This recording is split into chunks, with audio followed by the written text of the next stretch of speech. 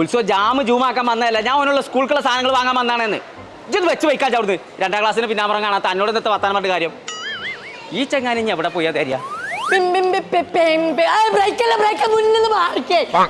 എന്റെ മുന്നിൽ കൊട്ട വണ്ടിയല്ലേ